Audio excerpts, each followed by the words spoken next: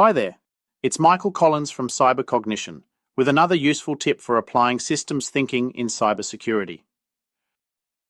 In this video, we are going to explore the zoom in, zoom out move, looking at how it can be applied when considering how we might set up our password policy. Stay with me as I show how this works. Today, let's delve into the topic of password security. We'll also examine the mental move called zoom in and zoom out. This approach helps you see both the forest and the trees. It's super important to think about how each piece fits into the bigger picture, instead of just zoning in on one thing. First, let's look at what are the parts of password security. In order to do this, the first thing we're going to do is zoom into it. Password security could be made up of passphrases. There's definitely a trend to move away from passwords to passphrases, as they're less likely to be compromised. Next, we might look at password uniqueness. It is important not to use the same password across different systems, because if one password is compromised, then all systems using that password could be at risk. Another part of our password security might be using a password manager. These are really handy for things like managing shared passwords across teams or for generating unique and complex passwords, so you don't have to rely on coming up with them yourself. Multi-factor authentication could also be used to improve password security. This is another excellent control. It makes it more difficult for people to compromise your account. As part of that, we may consider biometrics, which would involve utilizing your fingerprint or Face ID as additional security to make it more difficult for bad actors to gain access to your account. As you can see, we have now zoomed into what parts make up password security. But the other thing we want to do is to zoom out and think about what password security is a part of.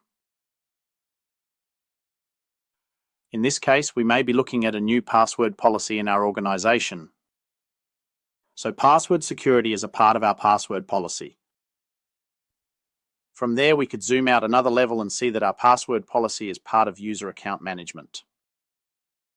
So this could be something that we're doing as part of a broader activity to understand how we apply this across all users in the business. And we might even zoom out further if we wanted, and see that user account management is a part of our overall information security policy at an enterprise level. By doing this, we can get a greater appreciation for where this sits in respect to other policies we have in our organization at different levels, and whether we have gaps or overlaps with other policies which also form a part of our overarching information security policy. We can ask, what effect might this have elsewhere in the organization? How does this password policy relate to other policies? By zooming out, we get to see the broader impacts at a more systemic level. This way, we're not just specifying password security requirements without first considering the implications for the overall system. Another factor we discussed in our earlier video on making distinctions was determining what points of view are important to take into consideration. We do this with a move called the P-circle, which is all about identifying the different perspectives that other people might have about the password security that we're putting in place.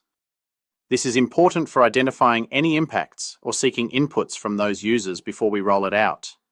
One we might consider is how users are going to react to this.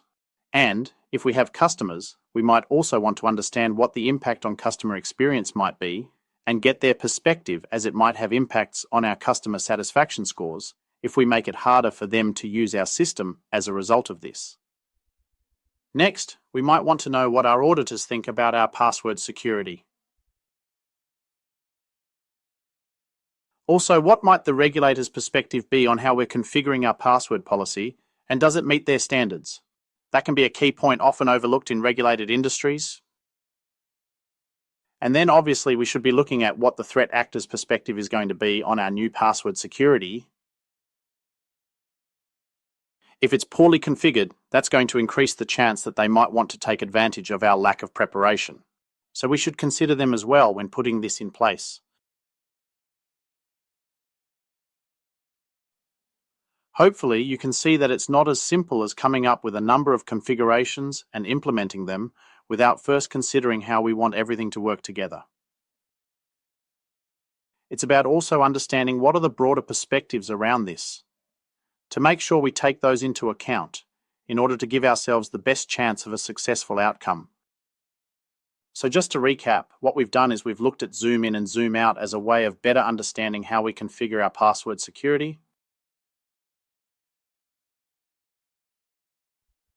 What we know from the research is that humans have a strong bias to looking at the parts and not the whole when considering any task or activity. The zoom in, zoom out move is intended to overcome this bias and force people to look at the bigger picture as well as the details. So by asking two simple questions, you can make sure you don't fall into this thinking trap.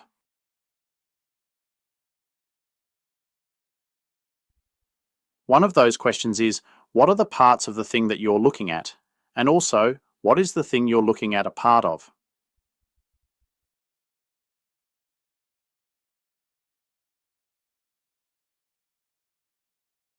Those two simple prompts will remind you to zoom in to understand the details and then to zoom out to see the bigger picture.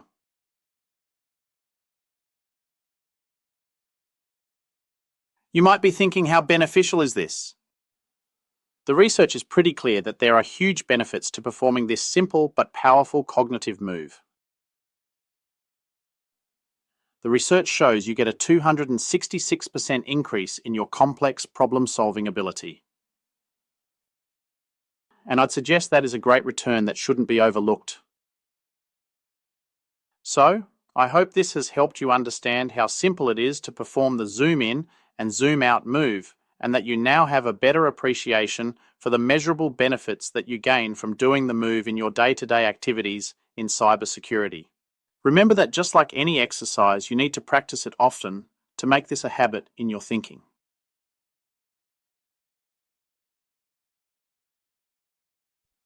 Here's some tips to help build your reps for this move. Practice daily. When you encounter any object or situation, try to think of it both as a whole and in terms of its parts.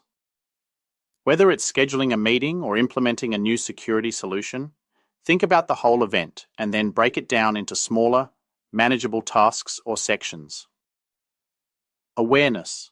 When studying a new topic, try to understand the overarching concepts, the whole, and then delve into the details or subtopics, the parts.